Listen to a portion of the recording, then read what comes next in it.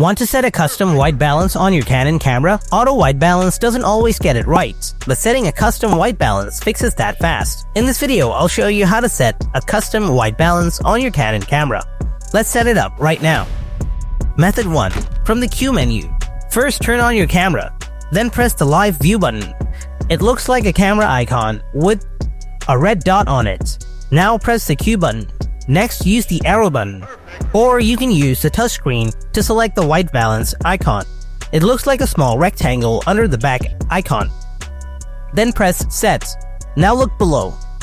You will see more options like Auto, Daylight, Shade, Cloudy, and more. Choose the style that you like the most.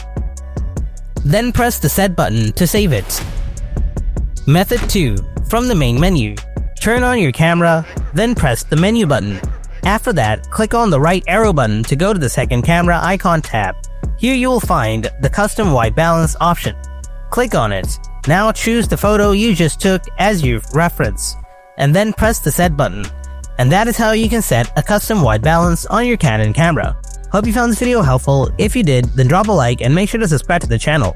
Thanks for watching. I'll see you in the next video. Until then, stay tuned and take care.